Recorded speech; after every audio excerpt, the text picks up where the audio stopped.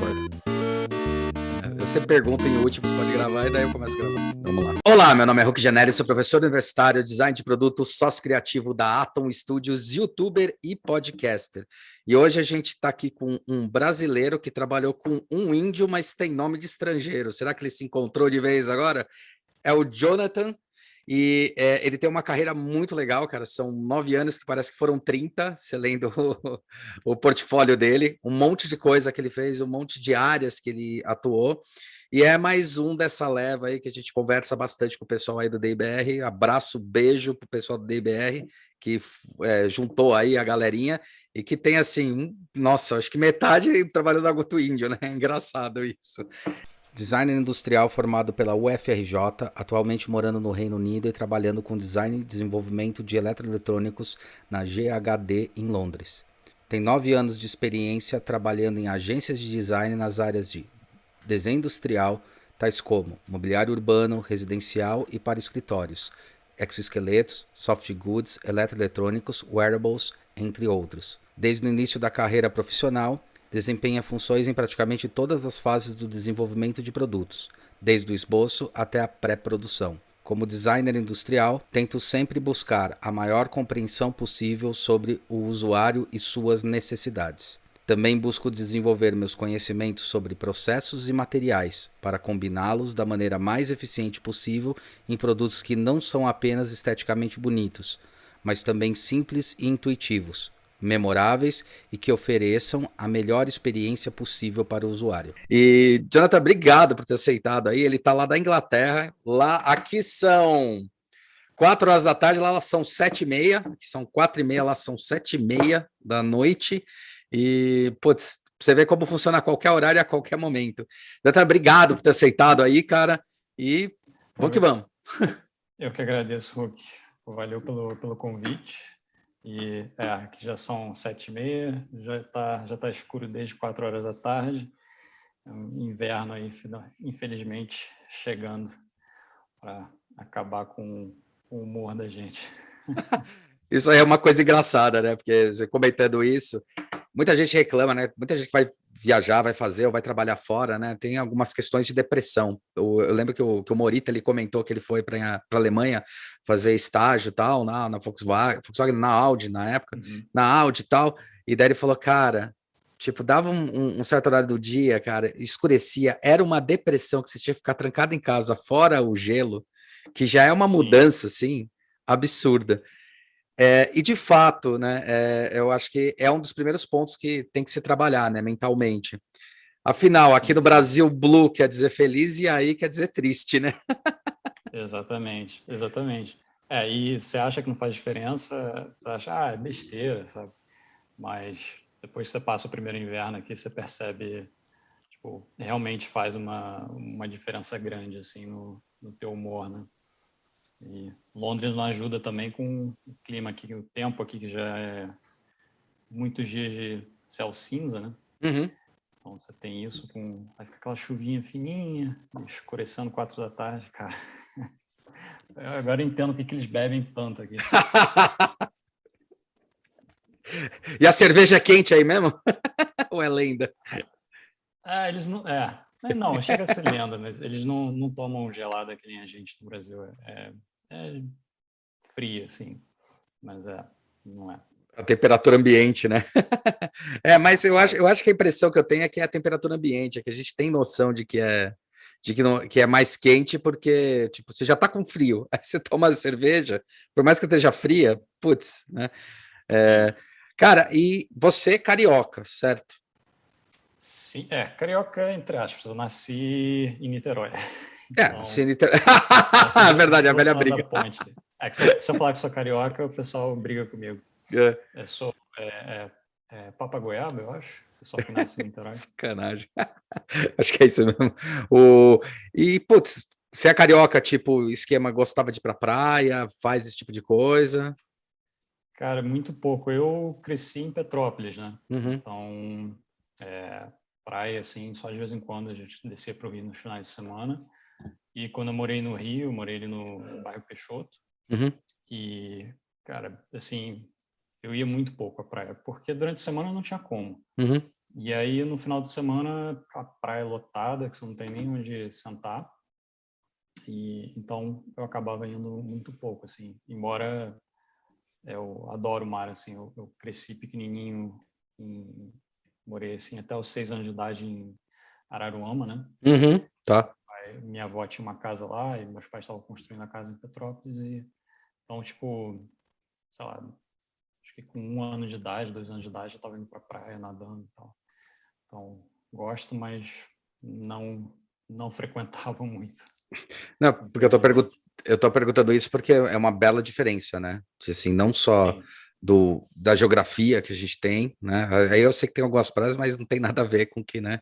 Tipo, mas tem uma diferença disso, tem uma diferença do clima, e eu acho que esse impacto foi um grande empecilho para você tomar a decisão de ir para Inglaterra. Como é que você foi parar aí na Inglaterra, cara? cara, então, aqui foi meio. Esses últimos 2 anos, né? Pandemia à parte, né? Uhum, Foi um caos para todo mundo. uhum. Mas eu sempre tive uma vontade de morar fora. Eu morei fora quando era pequeno, por causa da profissão do meu pai, que ele era piloto, e ele Ah, ficava tá. baseado nos Estados Unidos. Uhum. E então, até os 11, 12 anos de idade, a gente morava, tipo, 2 anos no Brasil, morava 1 ano fora. Então, foi uma infância meio cigana, assim, sempre se mudando, né? Mudando de colégio e tal. Eu tenho cidadania estrangeira também, Aham. então É meio espanhola ou que francesa? É isso que eu não entendi. É espanhola ou francesa a sua cidadania? francesa, Francesa, francesa, né? É, parte de tá, pai. tá. Enfim, e sempre tive essa vontade de morar fora, né? E aí, depois que me formei, comecei a trabalhar e aí a vida foi levando, né? Você arruma um trabalho, e namorada e tal, e os anos vão passando, e você vai meio que colocando aqueles planos de lado, assim. Mas, enfim, em 2018, mais ou menos, a gente viu que as coisas no Brasil estavam começando a ficar meio cabulosas, assim, e a minha namorada, na época que virou minha esposa, também tinha muita vontade de morar fora, e a gente meio que pensou assim, tipo, cara, agora ou nunca, sabe? Já passamos dos 30 de idade e depois começa a ficar complicado, né? Mais complicado, fica mesmo. E aí, em 2018, a gente tomou a decisão de sair do Brasil, e aí começou toda a preparação, a gente se casou para ela poder ter a Cidadania documentação e tudo mais. europeia. Né? Exatamente. E aí, na época, eu estava trabalhando para a Sapet, Uhum. e aí eu fiz um acordo, tipo, eu continuo trabalhando para você, e só que eu não vou estar no Brasil, porque a razão que eu estava no Brasil era para cuidar dos clientes que ele Locais. tinha no Brasil, né? Tá. Uhum. E aí, mas ele falou, tudo bem, a gente dá um jeito. E aí acabamos decidindo ir para Portugal, porque minha esposa trabalhava ela era designer de moda, Uhum. e Portugal tem um mercado e uma indústria muito forte. Tem. O norte de Portugal, eles produzem tirando a Turquia, é o maior polo no Ocidente, né? Tirando a Ásia e tudo mais. Então, Portugal parecia, tipo, como primeiro degrau, assim, né? Para sair do Brasil, fazer a transição, parecia ser o país ideal, porque o custo de vida é barato, você Uhum. tem a vantagem da língua Uhum. e tudo mais. Então, botamos essa meta e aí em 2019 a gente se mudou para Portugal. E a ideia era ficar tipo uns 2 ou 3 anos em Portugal, continuar trabalhando com essa pet e aí então buscar se mudar para outro país na Europa, na União Uhum. Europeia.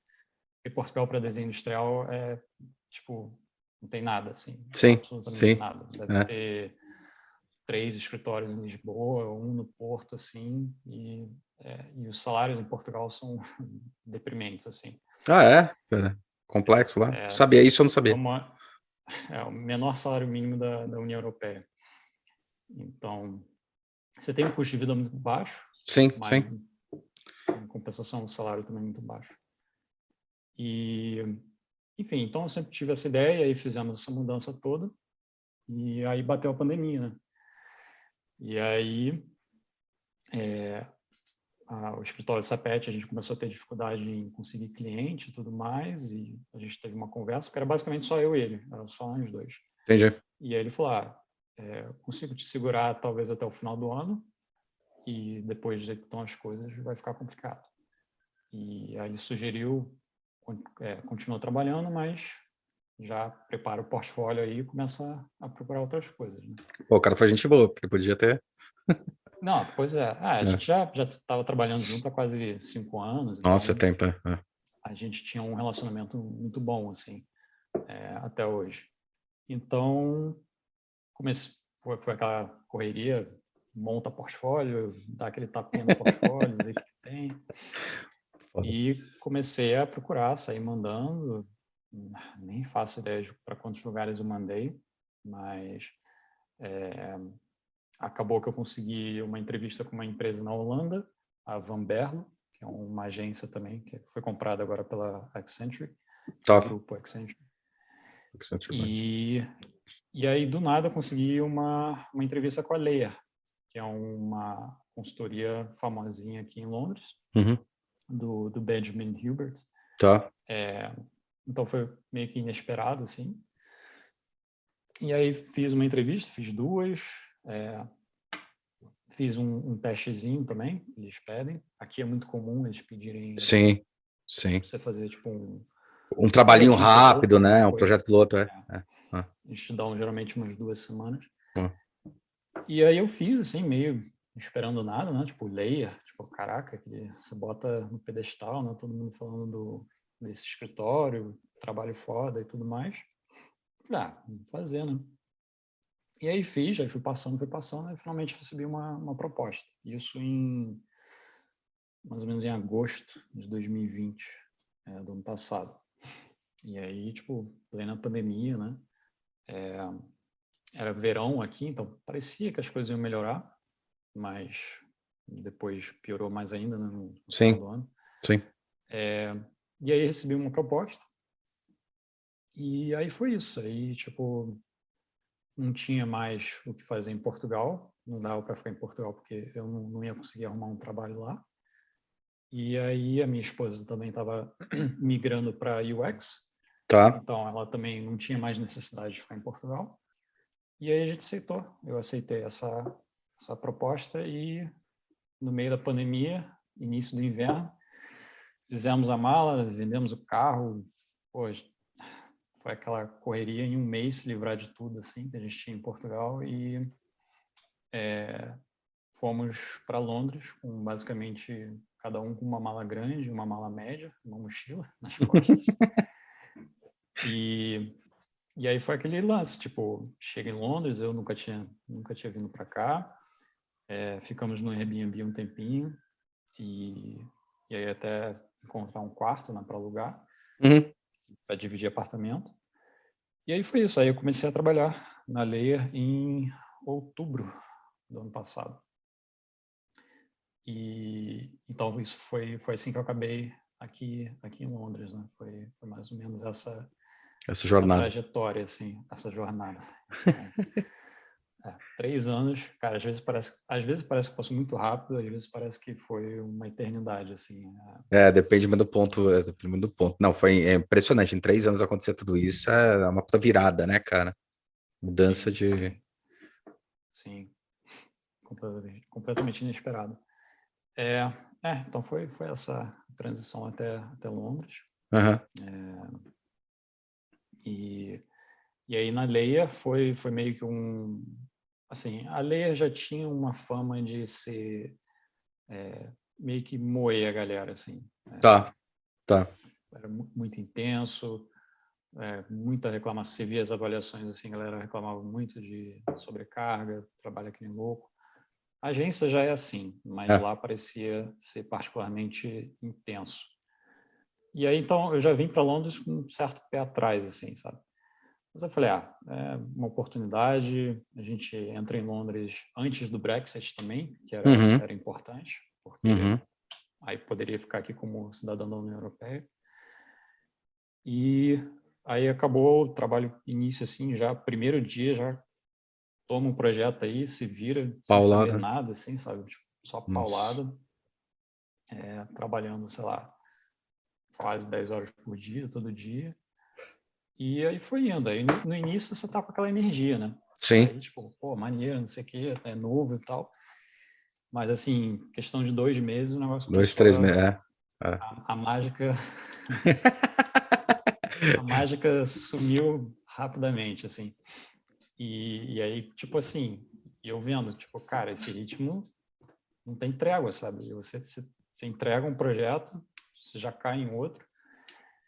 E eu, pô, tipo, já com quase 35 anos de idade, já com quase 10 anos de carreira, eu já passei por isso, sabe? Sim, Eu ficava tipo, sim. cara, tipo, eu não tinha que estar passando por isso agora de novo, sabe?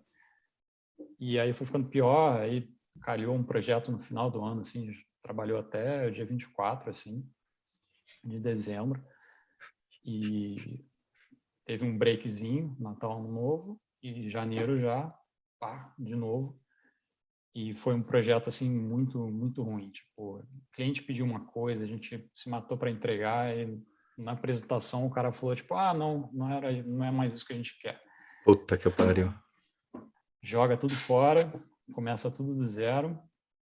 Assim, depois de já começar o ano, já trabalhando no final de semana e tal. E aí, tipo, eu tive como é que foi? Tipo uma estafa, assim, burnout, né? Um burnout, E, isso pô, que eu ia perguntar. pandemia no meio, eu e minha esposa, a gente estava dividindo apartamento, então, tipo, trabalhando dentro do quarto, assim, tipo, ela trabalhando uma mesa atrás de mim, e, tipo, fica aquela... Você não pode sair de casa, inverno, trabalhando Sim. pra caralho, e aí, tipo, meio que chegou num ponto que não deu, né? E aí eu falei, cara, eu tenho que sair daqui, tipo, eu vou chegar no meio do ano, eu vou estar, sei lá, eu vou estar internado. E aí, eu pedi as contas, cumpri meu aviso prévio, e aí a ideia era ficar, tipo, 1 ou 2 meses, tipo, sem fazer nada, assim. Sabatinando, né? Sei lá. O famoso sabatinando.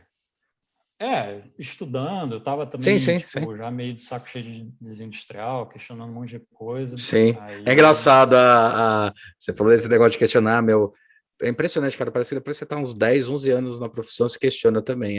Quando eu tava uns 10 anos na profissão, eu falei, será que essa porra que eu quero? Você fica questionando, Engraçado. tipo, pô, pra que eu tô fazendo isso, sabe? E a experiência que eu tive de carreira até esse emprego atual sempre foi com agência. E agência você nunca, pelo menos na minha experiência, é tudo meio superficial, né? Porque você não tem Sim, tempo de realmente, sim, tipo, estudar, pesquisar, sim. testar. Cara, é a padaria disso. Você tem que É. vai lá entregando as coisas. Então, você chega num ponto, você fica tipo, pô, o que eu tô desenhando, sabe? O que eu tô fazendo? Tô realmente... Você vai no automático, né, cara? Isso que é foda. Exatamente. E aí eu queria alguma coisa um pouco mais profunda, né? Um pouco mais... No final do dia, eu queria ter mais tempo para poder desenvolver os projetos, né? E depois de conversar com algumas pessoas, eu percebi que, tipo, cara, só numa vaga in-house, dentro de alguma empresa, que você realmente tem como fazer isso, né?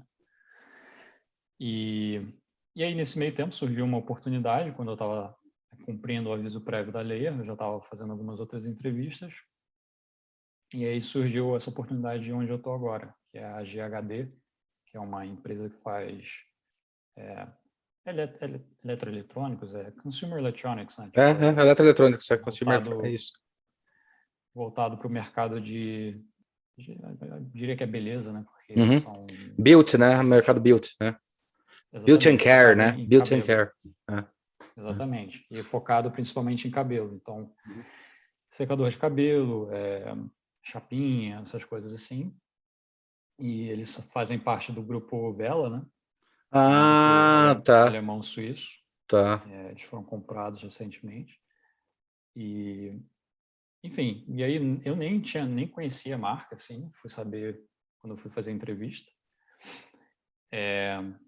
E aí fiz, assim, conversei com um head lá de design e o designer sênior lá e tal, e fiz as entrevistas e tal, e chegou no final, eu recebi a proposta. Eu falei, e tinha recebido essa e uma outra de uma agência que era fora de Outra Londres agência. aqui. outra agência. Era uma agência bem legal, assim, uma agência grande, chamada DCA. E eles têm, tipo, quase 200 funcionários, eles têm um setor de engenharia, tipo, é bem grande, assim. Mas teria que se mudar e a gente tinha acabado de chegar aqui em Londres e era agência, e aí eu fiquei, cara, será que vai ser furada? E aí eu decidi ir com a vaga in-house e ficar aqui em Londres. Então, é onde eu estou agora. E então calhou que era justamente o que eu estava precisando, né? Uma vaga in-house, onde você tem tempo e tal. E aí vem esse ponto, né? Essa diferença do mundo de agência, né, e consultoria para o mundo in-house, né? Seria indústria, né? Acho que falaria no Brasil. Sim, a indústria multinacional, marca, né? Tipo multinacional, empresa, é isso aí. Exatamente. Indústria. Exatamente. E aí foi isso, foi a primeira vaga in-house, então tem algumas diferenças, né? Obviamente, mas é isso, assim, eu acho importante para designers jovens passarem pelas duas experiências, assim. Eu diria que é melhor você passar por agência, consultoria quando você é jovem, quando você está saindo da faculdade, porque você tem a oportunidade de trabalhar, dependendo da agência, em muitos projetos diferentes, você aprende as coisas rápido, porque você precisa aprender rápido. Você precisa entregar rápido. Seu deadline é para ontem sempre, no inferno. Então, é tipo um intensivão, assim, né? Você não vai se aprofundar em tudo, talvez, mas você vai aprender muita coisa, assim. E você vai ser exposto a vários tipos de projetos, né? Então, você consegue aprender, tipo, a desenhar uma cadeira diferente de desenhar um computador, uma coisa, um eletrodoméstico, alguma coisa assim. Então, você vai absorvendo, né? Aquelas coisas, aquelas diferenças.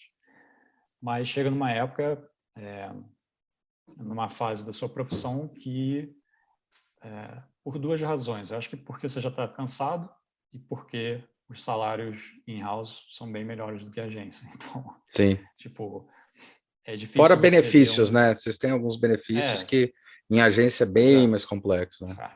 A agência, até aqui fora, se você ganha, talvez eles contribuem para a tua pensão, né, teu fundo de pensão, a tua aposentadoria e talvez só. Se você ganhar um brinde no final do ano, você já está no lucro. Assim. Então é muito importante, eu acho, no início, mas depois chega uma hora que, cara, acho que é difícil até você ver um designer sênior numa agência assim com, sei lá, mais de 40 anos, sabe? Porque a galera ou muda de profissão, tipo, vai fazer... A não ser que ele seja o dono da agência. Exatamente. Então, ou o cara começa um negócio próprio, ou muda de profissão, ou se tiver sorte consegue uma vaga in-house, né?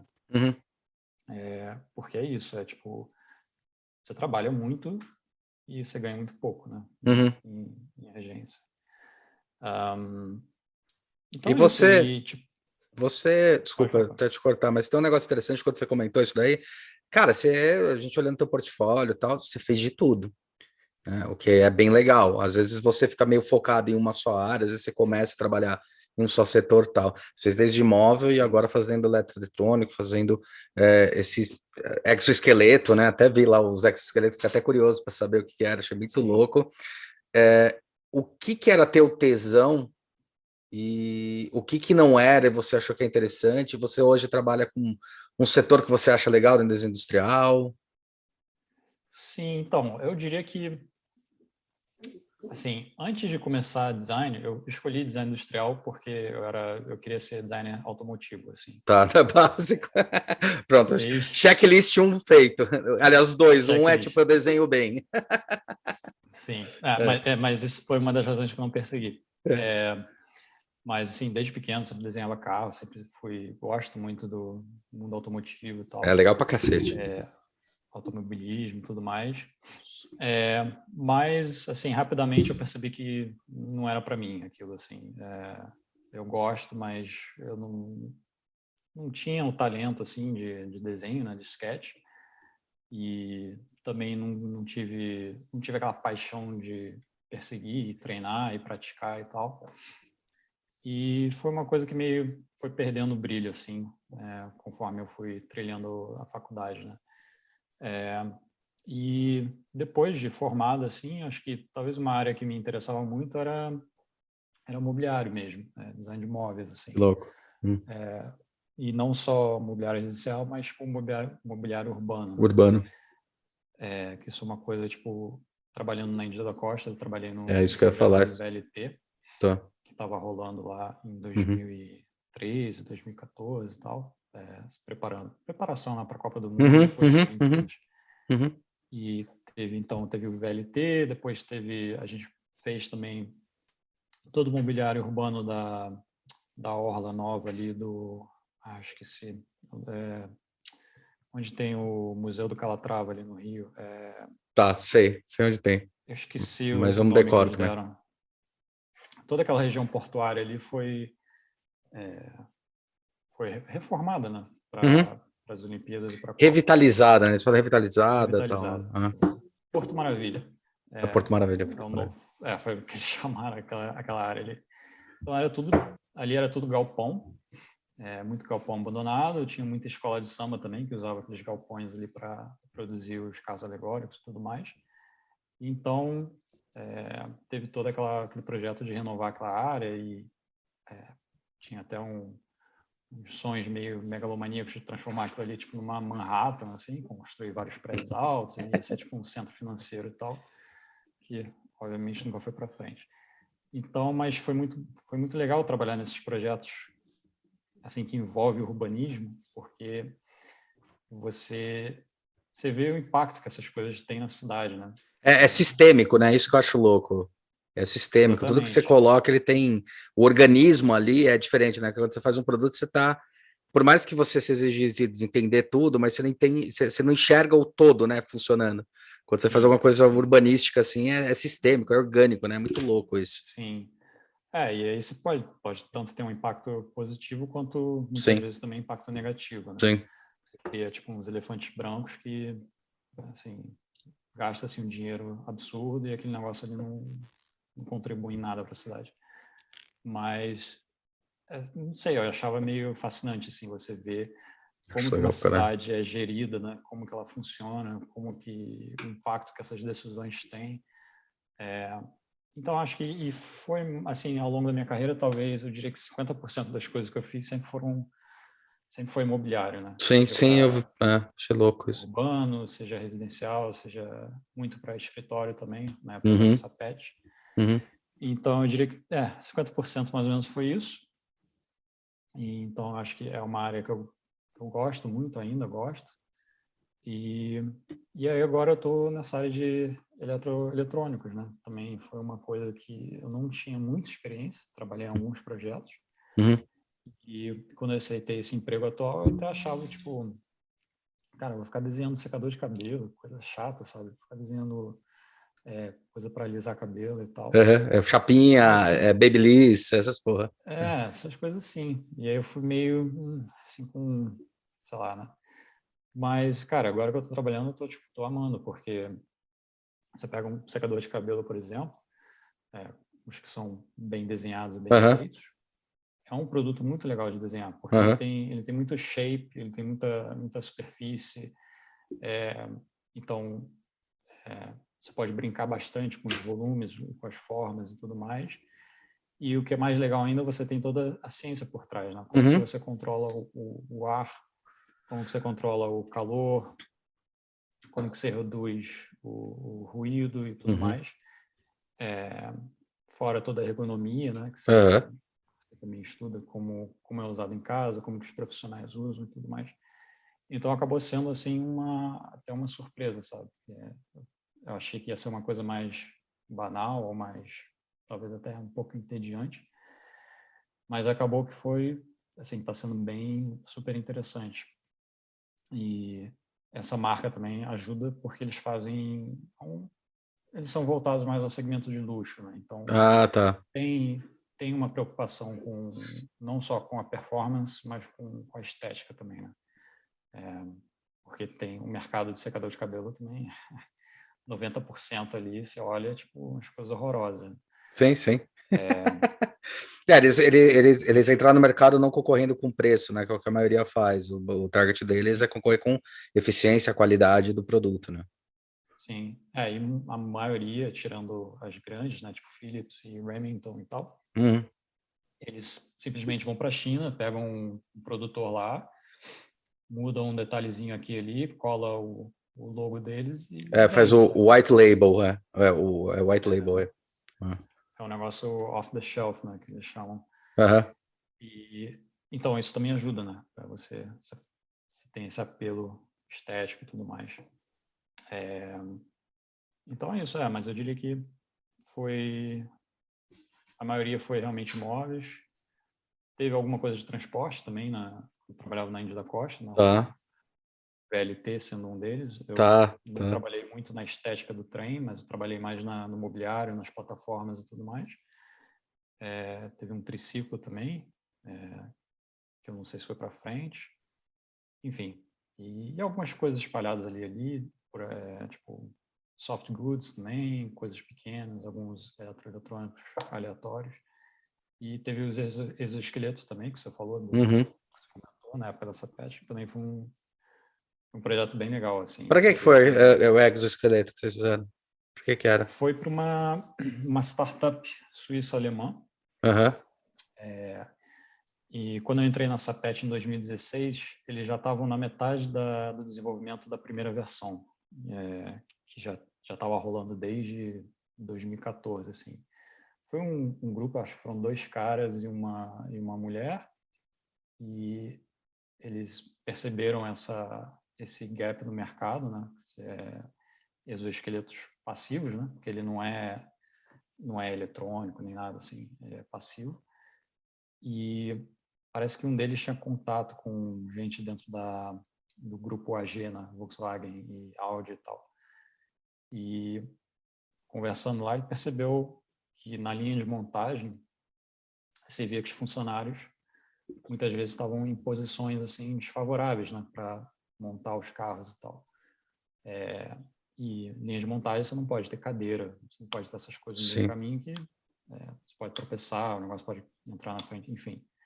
Você tem só umas prensas de não sei quantas toneladas batendo tipo de 10 metros de altura. Bicho. Exatamente. Então eles perceberam isso, eles perceberam também que as empresas estavam reclamando que os funcionários estavam tirando muitos dias de licença, folga. Licença médica, por causa de problemas de LER, né? LER, problema na coluna, essas coisas. Exatamente. E outra coisa também é que, especialmente aqui na Europa, você tem uma população já que está envelhecendo, né? Então, os funcionários já estão envelhecendo. E aí eles perceberam isso. Inicialmente ia ser um exoesqueleto que ia contemplar os membros superiores também, né? Mas viram que ia ser muito complicado desenvolver e com o orçamento que eles tinham e tempo, não ia ter como. E aí vieram com essa solução dessa chairless chair, né? Que é tipo cadeira, não cadeira, né?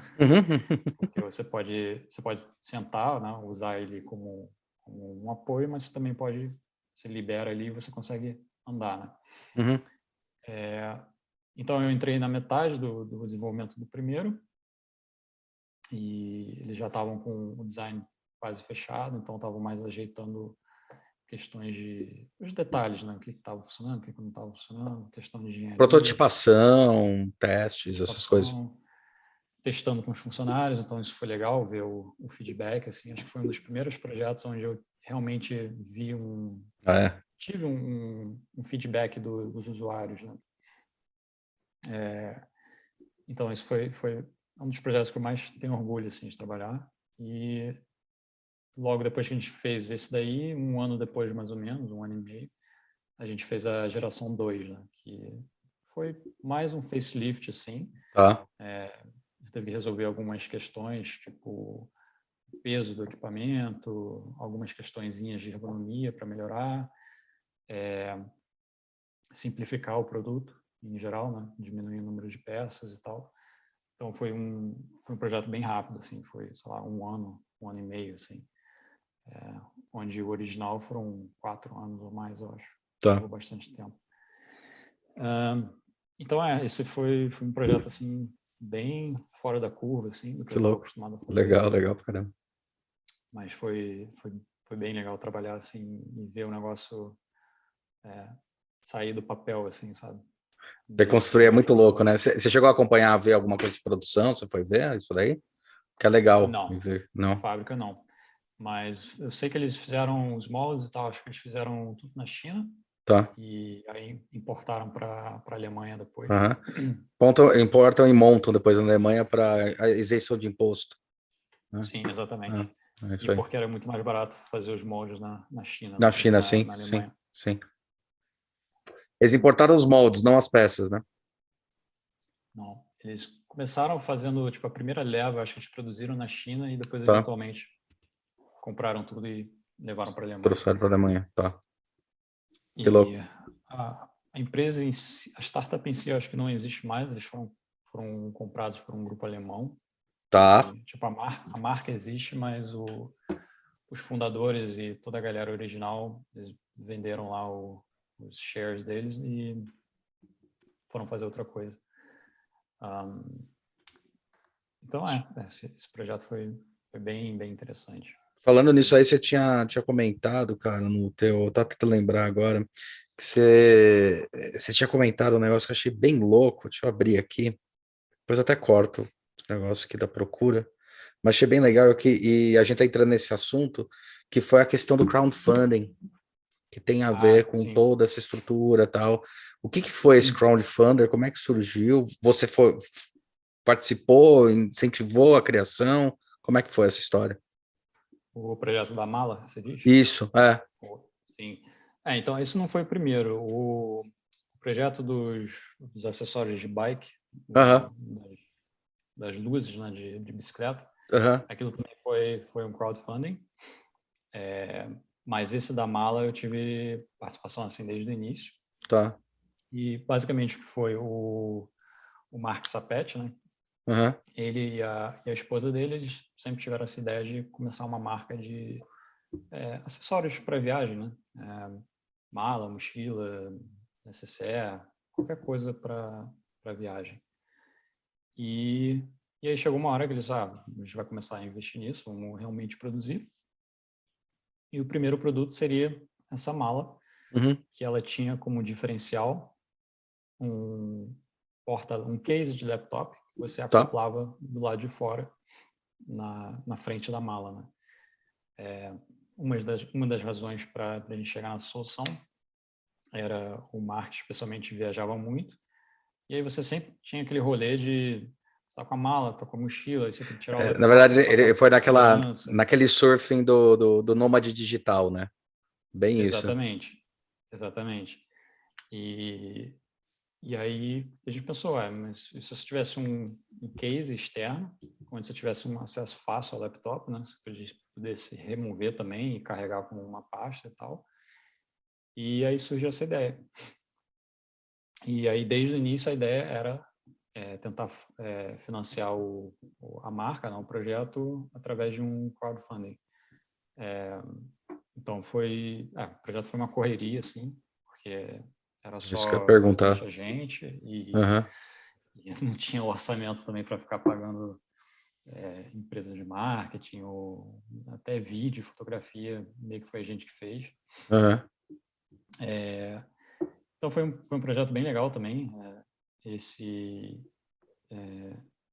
Tive mais exposição a esse processo maluco de crowdfunding, que eu nunca tinha participado a fundo, assim.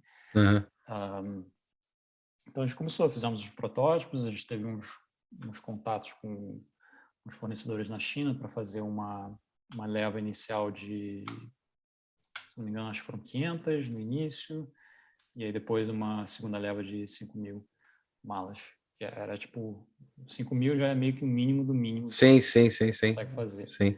Esse de 500, eu nem sei como é que o Mark conseguiu, mas... Deve ter. Porque tem coisas lá na China que os caras fazem. É normal os caras fazerem alguns tryouts, entendeu? Que são as primeiras peças, não com molde final, com custo mais baixo, mas assim, vai fazer as 500, acabou, cara. Você vai ter que fazer agora um outro molde, porque Sim, já desgastou, exatamente. já foi. Eles fazem bastante isso. Tem uma forma de fazer isso. É custoso, é mais caro do que fazer coisa, mas. Sim, com certeza. Você sai no 0 a 0 Sim. no valor final da mala. Mas é um processo super simples também. Você vê como é que essas malas são feitas, é até meio tosco, assim, a forma que elas são feitas. Qual que era? Aquelas lá rígidas, tipo vacuumforme? Feito com Um vacuumforme? vacuumforme é É. uma Tecido, né? lâmina de De EVA, né? não, não é PC. É um blend. Tem ABS com blend, e aí Tá. os que são qualidade maior, eu acho que é PC, policarbonato. Acho que são Tá. as tem melhor resistência, melhor performance. Tem ABS, PC, você tem esses blends, assim, que são. Sim. E hoje em dia estão fazendo de PP também, mas Uhum. aí são injetadas. E aí é bem mais caro, assim. Sim, sim. Mas aí fizemos tudo isso, desenvolvemos, fizemos os protótipos, entramos em contato para conseguir todas as peças, né? Porque as alças, os rodízios, tudo isso ninguém desenvolve, é tudo comprado por Tipo black. fornecedores. Eu costumo chamar de black box. É o black box, quer dizer, o que tem no mercado e vamos. É isso aí. Exatamente. Você recebe um catálogozinho lá, um menu, Isso. e aí você escolhe o É que isso aí. cabe É melhor ali isso na aí. tua mala. É isso aí. E as rodinhas a gente conseguiu de uma marca japonesa, da Inomoto, que eles tinham uma rodinha especial que ela não fazia barulho, assim, Que legal, que legal. usavam uma borracha lá especial. Então isso foi interessante, ligar para o Japão e falar com o japonês lá que mal falava inglês. Eles têm. Tentando se comunicar. Nossa, os caras, o chinês e japonês falando inglês é foda, velho. Puta que pariu. Sim, sim. Nossa. Então, isso foi legal. E Entendeu? é isso, cara. Fizemos tudo, assim, entrar em contato com influencer. Isso acho que foi a parte mais desagradável do projeto. Desagradável? Entrar nesse... porque o crowdfunding, cara, eu diria que uns 70%, 80% do esforço ali é você criar visibilidade para o seu projeto. E, assim, um ano antes de você lançar, você já tem que começar a criar Algum alguma hype, né? Você visibilidade tem ali. que ficar com hype deixando constante, né? Foda isso. Exatamente. Porque se você lançar teu projeto ali sem ter feito nada, cara, tipo, você vai ficar olhando para tua tela ali e não vai acontecer nada, porque ninguém nem vai saber que aquilo ali existe, né? Então a gente teve que fazer esse papel também, ligar para entrar em contato com influência no Instagram, Facebook, e tudo mais, e todo aquele esquema de a gente manda a mala para você, você faz um stories, não sei o que lá, blá, blá, blá. Entrar em contato com jornais também para ver se eles publicassem tipo Segundo Caderno, essas coisas assim, né, que tem no jornal, nos jornais. Então foi assim, foi de cabo a rabo o processo todo, desde o início até o lançamento final no Kickstarter. A gente usou o Indiegogo, no caso. E foi isso. O projeto, infelizmente, não foi para frente.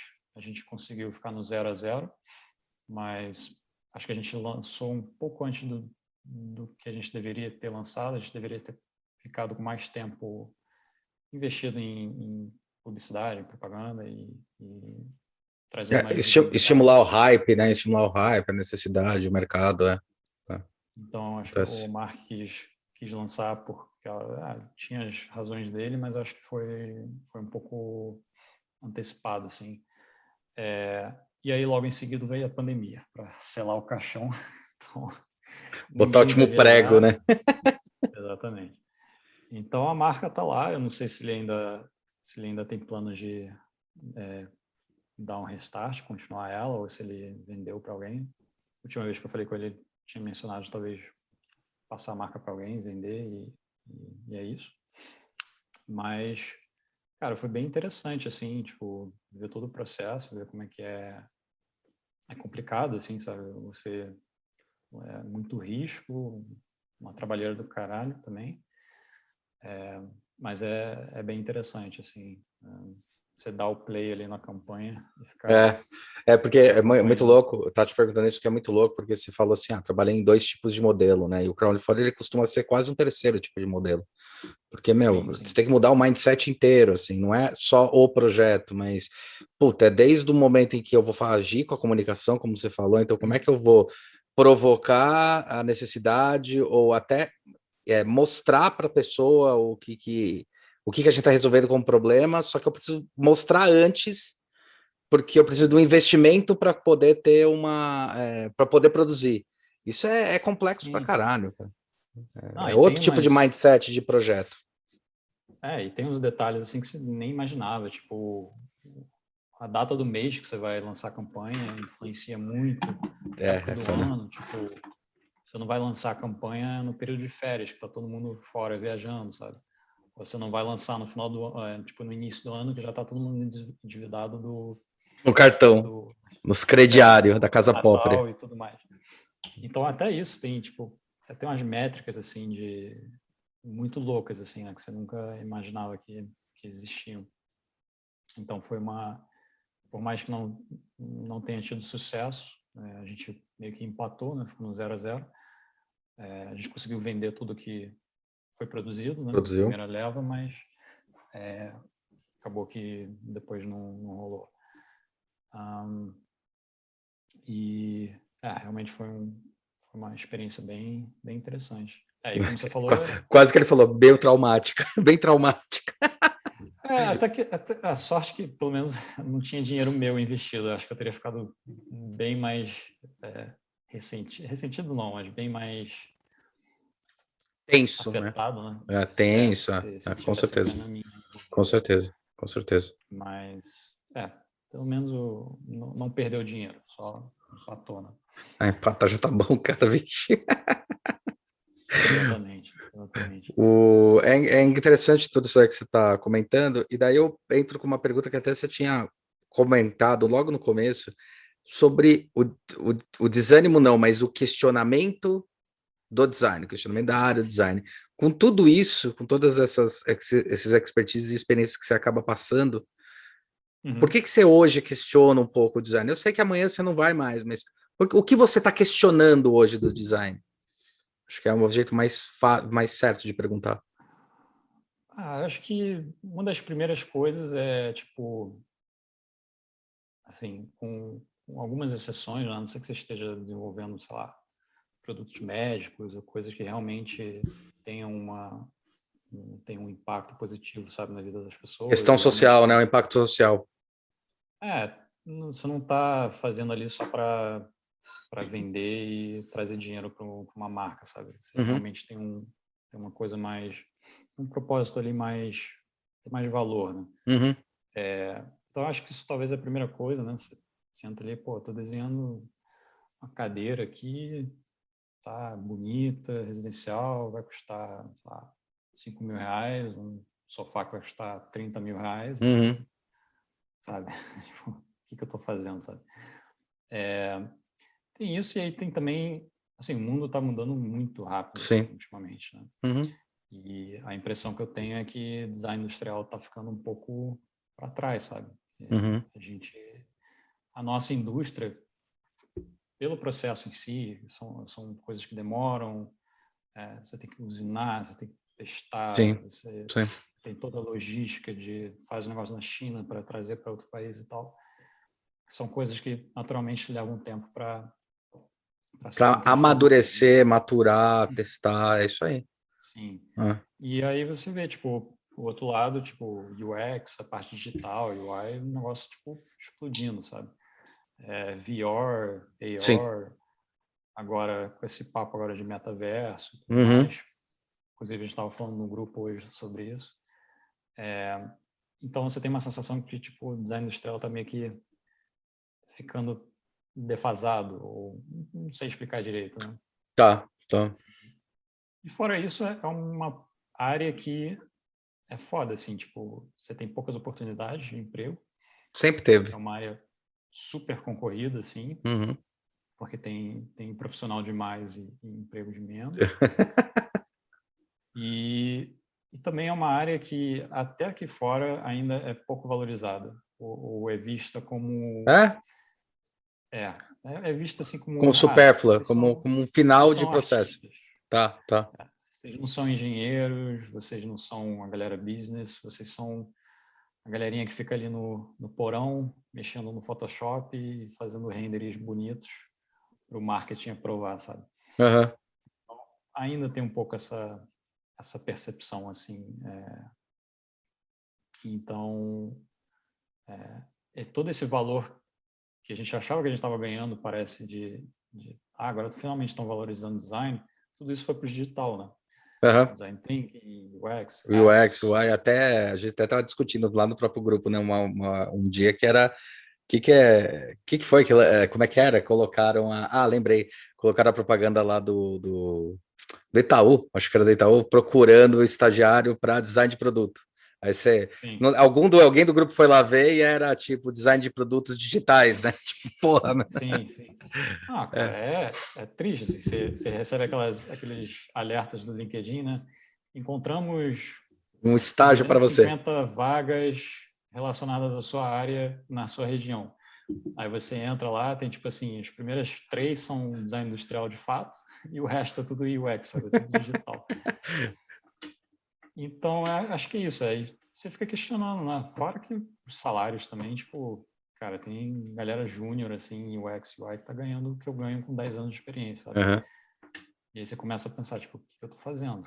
Tipo, mas, enfim, tirando tudo isso, ainda é uma profissão que eu, tipo, adoro fazer, sabe? Eu gosto muito do que eu faço. E se eu pensasse em migrar para uma área tipo UX, seria praticamente pelo dinheiro, assim, não pelo Pelo trabalho em tesão. si. Embora tenha muitas coisas relacionadas no processo em si, de você entender o usuário, entender os problemas, entender Eu acho as que soluções. essa é a grande crítica que eu tenho, né? No coisa, se eu me questiono qual é o designer que nunca é um UX, entendeu? Exatamente. Qual que não é, né? Qual que nunca vai partir de uma Sempre fez pessoa, UX. sempre fez.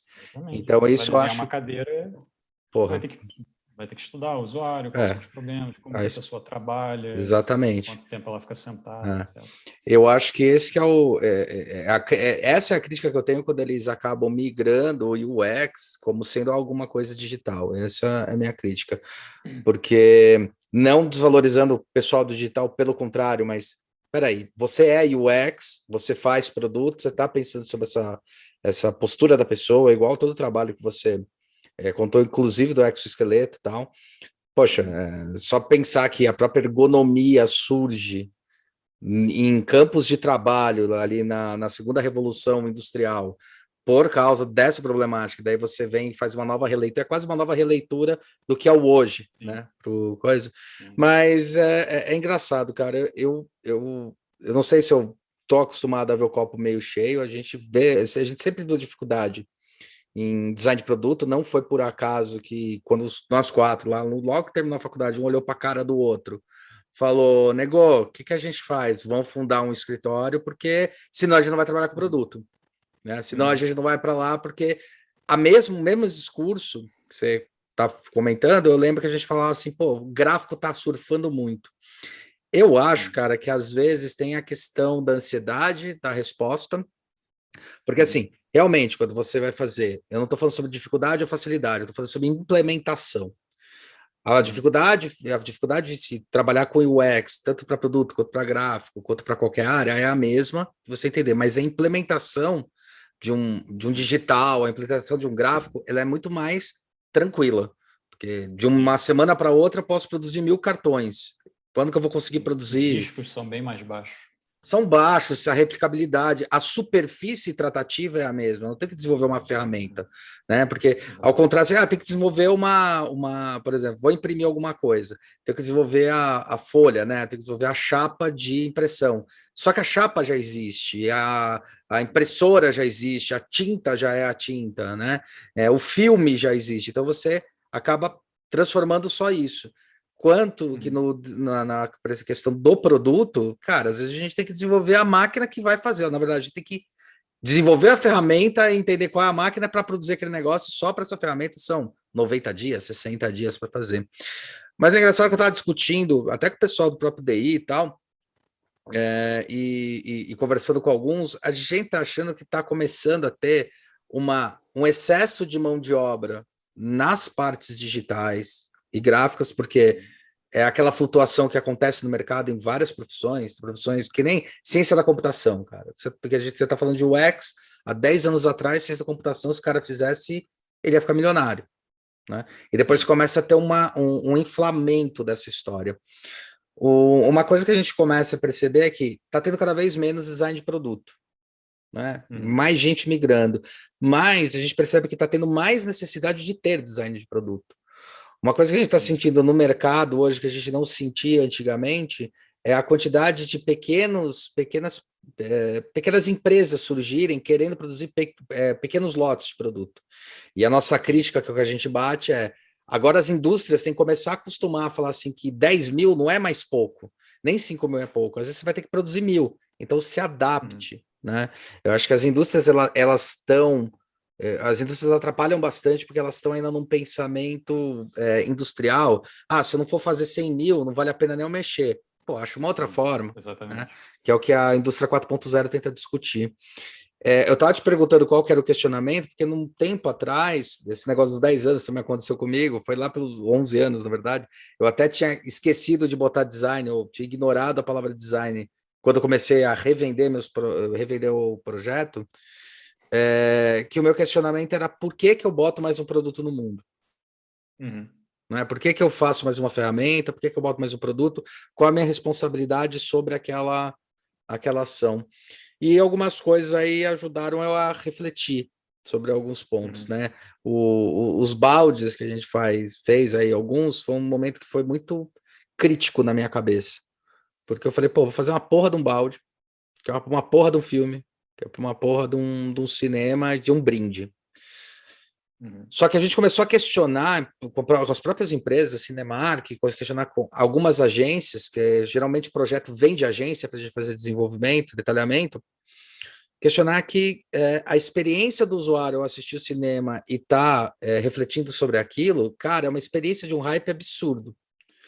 Por que você vai encarar esse produto como sendo um produto, encarar brinde como sendo algo porcaria? Essa é a grande briga que a gente começou a fazer. Porque quantas vezes... E a gente foi fazer pesquisa também para mostrar algumas coisas para eles, pelo menos para iniciar. Então, eu comecei a questionar assim, tá, se eu sei que o cara vai comprar um brinde, tem todo o hype que a gente sabe sobre a experiência do usuário, sobre a questão da jornada dele, quer dizer, tá esperando o ano todo para, principalmente Marvel, esperando o ano todo o filme lançar, esperando o ano todo e aquela ansiedade, vai para o cinema, vai comprar o balde. Qual que era o questionamento? Era o pós, né?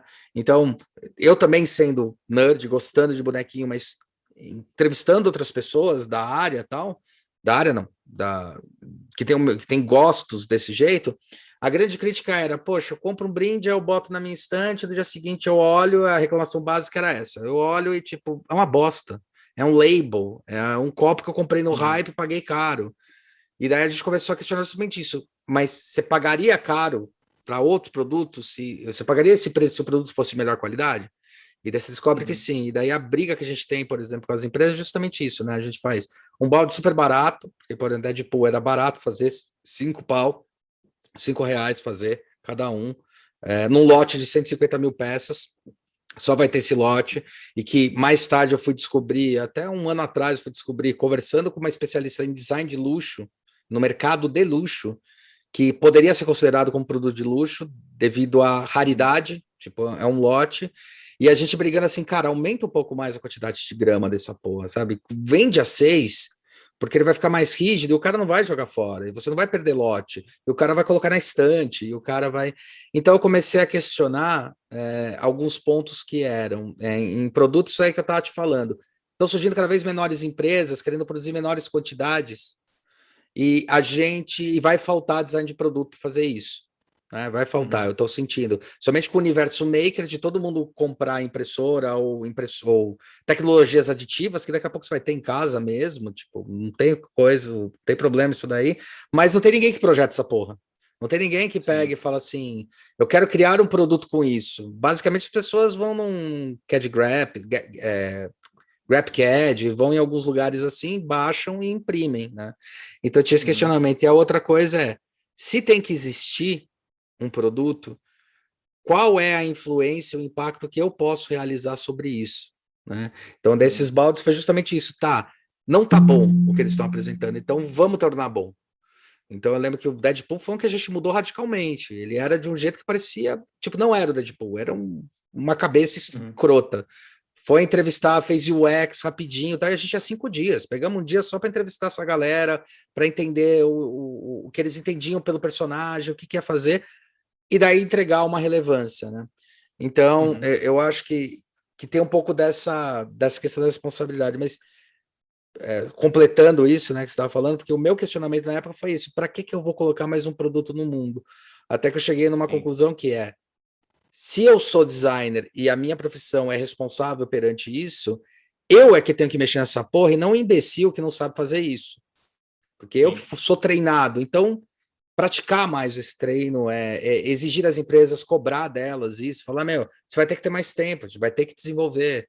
Eu acho que foram coisas que eu comecei a tomar como postura para começar a realmente ressignificar a profissão que, no momento da minha vida, também falei, cara, para que serve essa porra, né?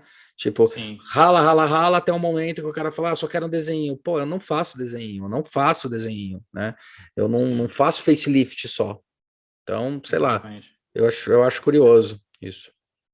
O que eu tento fazer, assim, a forma como eu tento encarar os projetos é tudo que eu estou ali desenhando ou projetando, eu tento, se eu vou fazer uma linha ou uma forma, eu tento sempre fazer com que ela tenha alguma razão de estar ali, sabe? De não ser uma coisa gratuita, assim.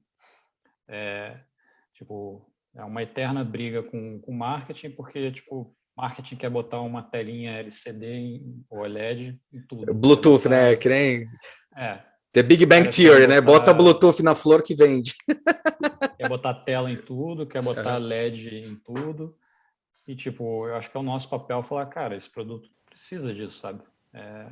Não vai agregar nada ao produto. Você só está criando complexidade, sabe? Complicando ainda mais a linha de montagem, enfim, para uma coisa ali que, sabe, não está agregando nada. Então, eu tento, assim, encarar dessa forma quando eu estou desenvolvendo, vou fazer um produto mesmo que, cara, tem um orçamento restrito, é só um facelift, é uma coisa ali que, sabe, não está solucionando nenhum problema da humanidade, mas eu vou tentar pelo menos fazer aquilo ali que use o menos componentes possíveis, que seja fácil de montar, que seja fácil de ser desmontado depois, que isso é uma coisa que a gente também se preocupa muito. Sim, aí tá bem forte, que é a coleta reversa aqui. Eu não sei como é que chama aí, mas aqui é coleta reversa, não sei como é que é. O ciclo de vida, né? Isso, é o design circular, né? Economia circular. Economia circular. Que é uma coisa que as empresas estão fazendo mais por pressão de legislação do que por vontade própria, no final das contas. Sim. Mas então, realmente... mas o que a gente tem que mostrar para as empresas é que a gente sabe mexer com isso. Elas estão fazendo por necessidade, a gente sabe fazer, entendeu? Então, tem um profissional que sabe pensar nisso. Então, contrata direito, né? Faz direito. É curioso isso. Você falou sobre o marketing, eu lembro que o marketing foi um grande entrave para a nossa geração. Assim, para a geração anterior à minha, acho que você é uma geração depois ainda. Mas na minha geração foi o começo do entrave foi o marketing, né? A gente começou a falar com marketing e tal, a geração anterior foi engenharia. Mas uma vez eu estava discutindo com o pessoal de marketing, estava falando, cara, eu não vejo problema no que vocês fazem, eu vejo problema no como vocês fazem, né? Então, eu acho que o grande ponto que eu estava discutindo até com algumas pessoas de marketing era você tem que entender que o produto, quando ele nasce, ele vai nascer, e a ideia dele nascer é ele durar muito, é ele existir durante o tempo. O processo de criação dele é é grande, é doloroso, né? Doloroso no sentido é grande, não adianta, 2 anos, 1 ano para surgir alguma coisa, ou fazer uma ferramenta tal. Isso não pode ser embasado numa promoção de venda. Então, se agora o hype está em LCD, eu não posso embasar que se seja em LCD. Tenho que embasar o produto e, de repente, a sua propaganda, ou o seu storytelling, a sua coisa pode ser temporal, porque ele tem um tempo, às vezes é 3 meses que está naquele hype e tal, mas ele não pode definir o projeto. Ele pode definir uma ação de propaganda, mas não o projeto, né? Então, essa era uma grande discussão que eu falava. Então, vocês não podem pegar e achar que vocês têm que definir o projeto. O projeto tem que ser assim, cara, não. Projeto é uma coisa, como você vai fazer a ação de marketing é outra diferente. Você pode pegar um coador, um produto e agora falar sobre a importância de tomar um bom café e daqui 2 anos o café virar gourmet e você falar, olha, a experiência do gourmet, porque eu já pensei nisso, porque eu estou pensando no café, eu estou pensando nessa experiência já antes, que é uma discussão que eu tenho bastante, inclusive com equipes de marketing. Ontem, até a gente está tendo uma reunião numa empresa, e tinha um momento que a gente tinha feito uma solução lá de projeto. Eu falei, a gente colocou aqui, porque de repente eu falei, olha, se você colocar isso daí, você estraga a solução que a gente descobriu para poder passar uma melhor sensação para o usuário lá do café, que era inclusive para uma empresa de café. Então, essa base aí que vocês deram alterada não rola, né? Vocês alteraram tecnicamente e não precisa. E aí até foi uma coisa que eu acabei aprendendo nessa jornada, é bater de frente com os caras, inclusive de produção. Falar, cara, por que você fez isso? Mais fácil de produzir. Mas se fizesse assim, não era? Não era. Então por que não faz? Porque você está realmente atrapalhando o projeto. Né? Eu sei onde o projeto pega. Eu não estou criticando o seu trabalho. Seu trabalho foi muito bom. Inclusive, eu até estava conversando com um dos engenheiros e falei: o trabalho está muito bom que você realizou, mas o seu trabalho está bom, mas ele estragou o projeto. E esse projeto ele vai ficar anos no mercado. Vai mudar cor, vai mudar estilo, vai mudar forma, até a propaganda, mas é isso. Eu acho que essa que é a grande discussão. Acho que esse que é o grande problema quando a gente bate frente com o marketing. Ele vê pontual, a gente tem que lançar, agora tem inverno, verão, vamos fazer verde. Sim, sim. Sabe? Fala, não, peraí, cara. É a mesma briga que a gente tem onde a gente está, tipo, é uma empresa grande e uma coisa que a gente sempre discute lá com o nosso head de design é, tipo, a gente recebe os briefings dos projetos do marketing. É ridículo. Completamente errado. É errado. Os caras fazem a pesquisazinha deles de mercado, tipo, esse concorrente lançou esse negócio vermelho, tá vendendo muito, então vamos também lançar vermelho, sabe? E é uma briga eterna lá, a gente tá... Entrou um CTO agora novo, então, e o cara, ele é bem mais sagaz, ele é mais voltado para design e tal, então ele está tentando mudar as coisas lá dentro. Mas uma coisa que a gente sempre fica pedindo é, cara, a gente precisa de um grupo, uma equipe de, até meio irônico, né, de UX, e não só UX, mas uma pessoa tipo de fatores humanos, human factors que eles chamam aqui, para sair e coletar essas informações que não sejam tipo simplesmente concorrente tal lançou... embasado no concorrente que... porque eu acho que uma coisa que pega quando a gente fala com a indústria, assim, cara, se você vai para o concorrente, você já começou na cauda longa, né? Então, se ele fez vermelho, você não entendeu por que ele fez vermelho. A KitchenAid não fez vermelho porque ela quis fazer vermelho, né? Ela fez vermelho porque ela percebeu que a casa estava mudando e que o objeto também podia ser um objeto de decoração. Então, não é o vermelho que é a questão é se colocar como um produto de decoração dentro de um espaço que hoje é reduzido. Então, como eu posso pensar isso? Essa é a essência. Eu acho que esse é o ponto do marketing, né? Esse é o ponto, às vezes, da pesquisa, de uma pesquisa quantitativa e não qualitativa, né? De focar muito no que já está e não no porquê está daquela forma. Né? E a gente tem habilidade para isso, acho que essa que é a grande questão. Mas é interessante você falar que sofre das mesmas... Eu não achei que se sofriam tanto das mesmas... Aí fora, né? Principalmente Inglaterra, Europa, principalmente Europa, que sofria tanto, você não é o primeiro a me falar, mas que sofria muito com, inclusive, o mesmo tipo de impacto que a gente sofre aqui dentro, né? De tipo, dessa briga.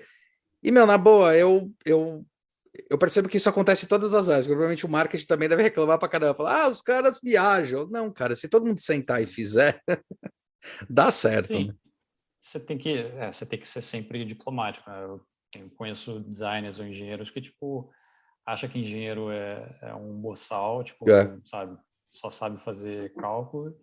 Tem engenheiro que acha que designer só sabe fazer desenho bonito. é Então tudo você little também, fega, né? isso não ajuda, sabe? Sim. Tipo, você só cria, você não está contribuindo em Barreira. nada ali, só está criando discórdia. Então acho que mesmo que o engenheiro venha ali com um pedido às vezes desnecessário, ou o marketing vem com um pedido completamente sem sentido, assim, acho que você tem que meio que sentar ali, tentar conversar, entender por que eles estão criando aquilo e aí sugerir um caminho mais sensato, talvez, né? Uhum. Mas cara, assim, com o passar dos anos, assim, ficando mais velho, com a experiência, você começa a perceber que é tudo mais ou menos igual, assim, Sim, sabe? Não sim, tem, sim. com algumas exceções, tem algumas empresas que realmente investem milhões em pesquisa e desenvolvimento e só para você ter uma ideia, assim, você conhece a Dyson, uma Sim, marca aqui. sim. Eles ficaram famosos por fazer aqueles Os aspiradores, aspiradores. sim, e eles também fazem secador de cabelo e tal. Eles são os nossos maiores concorrentes agora. Uhum. E é uma empresa enorme, assim, sabe? Os caras têm Sim. um centro técnico que tem, tipo, um avião pendurado dentro do lobby, assim, Uhum. é absurdo. E os nossos projetos, nós somos uma equipe pequenininha, e aí outro dia a gente estava comentando isso, sabe? A gente está desenvolvendo um produto novo e tem talvez 2 engenheiros disponíveis para testar coisa, fazer Uhum. protótipo e tal. E tem um cara que trabalha com a gente que ele era da Dyson. E aí ele falou, esse secador que foi lançado 2 anos atrás, eles tinham 80 engenheiros só para resolver a questão do fluxo de ar. Uhum. Aí você fala, tipo, cara, como é que você compete, sabe? Tem 2 engenheiros aqui tentando fazer uns protótipozinhos ali, e os caras lá têm 80 engenheiros só 80. para focar em É, um problema só, sabe? é. Então tem empresa que realmente ainda eles têm uma visão assim, eles têm uma forma de trabalhar muito específica, né? E o que leva eles a serem líderes do mercado, né? Sim, Mas eu diria que a maioria é essa meio bagunça aí, que doideira. briga eterna entre Que doideira. E é legal design, ouvir. marketing. E é engraçado ouvir esse negócio da Dyson, porque quando eu estava na faculdade, a Dyson estava começando a aparecer. Deixa eu ficar, tipo, foi da década de 90, né? Então a gente foi de 97 a 2000, e ali a Dyson começou a aparecer com os aspiradores. Falou, meu, quem que são esses caras, bicho? Uhum. É interessante. E é isso, né, cara? É construção de marca, né? Eu acho que Sim. enquanto as empresas elas estiverem ainda pensando em tentar suprir a necessidade do mercado, olhando para o mercado e não olhando para o que elas Uhum. podem dar de melhor para o mercado, vai continuar acontecendo isso. Mas me surpreende quando você comentou que, meu, sofri lá, sofro aqui, a Uhum. mesma coisa, né? Tudo Quando igual. sobre essa percepção. Muito Tudo igual. louco. Aqui tem algumas diferenças, assim, tem essas brigas, essas discórdias, assim, mas aqui realmente os caras têm, tudo ali na planilhazinha, toda Uhum. semana tem as reuniões, Sim. bate os pontos ali, tipo, os projetos aqui onde eu tô agora, eles são, varia de 1 ano a 4 anos, assim. Então, isso é outra coisa que eu esqueci de falar, tipo, você estava falando dessa coisa de, às vezes, só simplesmente copiar a cor ali agora ou lançar um produto ali segundo o hypezinho que está acontecendo agora. Tipo, esses produtos que a gente está desenvolvendo para daqui a 4 anos, acho que é muito importante você também pensar, tipo, o que vai ter daqui a 4 anos? Como é que vai Exato. estar a tecnologia? Como é que vai estar o mercado? Como é que vai Exato. estar a percepção das pessoas em relação àquele produto? E isso é uma outra coisa também que a gente briga muito já com a engenharia, porque eles tendem a querer fazer o que eles sempre fazem, né? Sim. Tem a zona de conforto ali. Uhum. Então, isso eu acho que é um papel muito importante da gente, assim, da engenharia Fundamental. industrial, é, tipo, sempre cutucar e sempre Dá um provocar push-up, e né? Dá um empurrar. push-up, é. Exatamente. Tipo, cara, vocês estão escolhendo um motor que foi desenvolvido no ano passado para um produto que vai ser lançado em 2024, sabe? Enquanto isso, o concorrente está ali desenvolvendo um motor próprio. Daqui a 4 anos, você vai lançar um produto daqui a 4 anos já com tecnologia Defasada. vazada, sabe? E isso é complicado também. É complicado pra caralho. Altas discussões. Ah, vai custar muito caro, não sei o que lá. Mas tipo, vai custar $2 a mais agora, mas olha o que vocês podem estar ganhando daqui a 4 anos. As empresas começarem a olhar não como custo, mas como investimento, né? Eu estou investindo agora porque eu sei que vai ter retorno sobre algum ponto lá na frente, né? Isso é muito doido. Isso é muito louco. Mas voltando a essa diferença de agência para uma vaga in-house, para uma empresa grande, acho que isso é uma das grandes diferenças. As mudanças ocorrem bem mais devagar dentro de uma empresa grande, né? Sim. Porque você tem toda a burocracia, você tem toda a hierarquia das pessoas e essas empresas são sempre aversas ao risco, né? Então, elas não vão querer mudar de um fornecedor só porque tem a oportunidade de ter um componente melhor e tal, sabe? Porque traz um monte de risco, é um fornecedor novo, né? Então, a curva de aprendizado nova de novo, é isso aí. Exatamente. Ou e seja, onde na agência você tem essa flexibilidade de até demais da conta. Até demais, sabe? Mas eu, assim, eu não volto para a agência, não, cara. Tipo, Não, eu a não ser sei, que seja é uma cansativo. proposta muito, muito Não, boa. mas é cansativo. É pouco provável. Não dá. É cansativo mesmo. Cara, bacana, a gente deu já aí mais que 1 horinha, não quero mais tomar teu tempo. E queria saber o que você quer finalizar com alguma coisa, quer falar alguma coisa que a gente não comentou. Eu acho que, assim, para a galera que está escutando e está começando a carreira agora, ou está estudando principalmente, eu diria, assim, 2 coisas que eu gostaria que tivessem, não me ensinado, mas 2 dicas que pudesse ter me passado era, tipo, cara, estuda o quanto você puder, assim, tenta absorver o máximo possível, assim, leia sobre tudo envolvido, não só, tudo bem, você gosta de imobiliário, mas tenta se informar de outras áreas. Eu acho muito importante também tentar ler ou aprender ou conversar com pessoas, tipo, da engenharia, pessoas do marketing, pessoas que lidam mais com a parte de business, porque eu acho eu vejo muito isso. Eu acho que a gente, como designer, a gente fica muito, não, eu sou designer, eu só quero saber de desenhar meu produto ali e você meio que se fecha para o que está acontecendo. E muitas decisões, eu diria que a maioria das decisões são Estratégicas da empresa, o business, é isso aí mesmo. E às vezes você fica sem entender, mas por que cancelaram esse projeto e tal. Então, acho que tentar entender como que o business de forma geral, ou como que a indústria de forma geral funciona, eu acho isso importante, assim, ler sobre. É chato e tal, mas eu acho super importante. Eu gosto. E, depende, às vezes é chato, às vezes não, mas...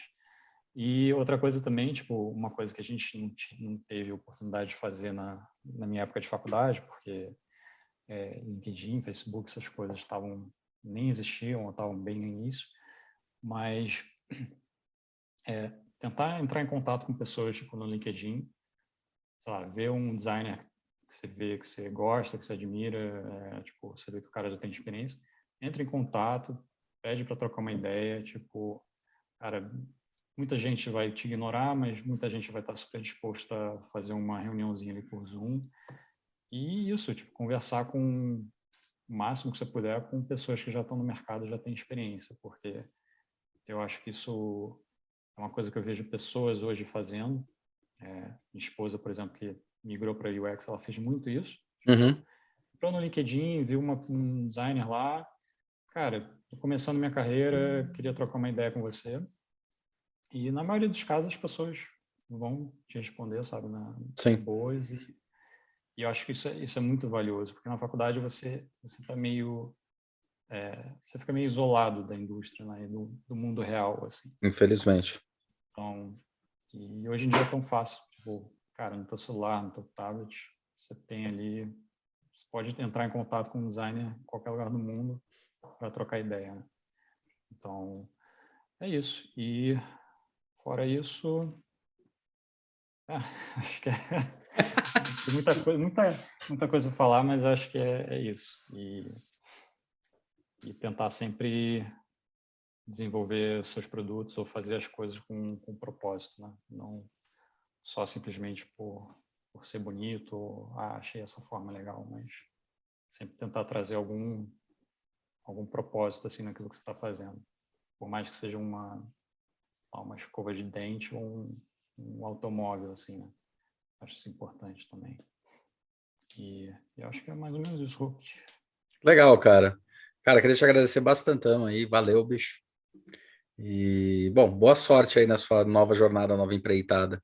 Legal. Cara, obrigado. E eu que agradeço pelo convite. Acho muito legal o papo. Adoro trocar ideia e falar sobre design, assim. Então, sempre aberto aí para trocar ideia. E para qualquer pessoa também que esteja escutando e queira fazer pergunta ou qualquer coisa, entrar em contato comigo, cara, fica à vontade.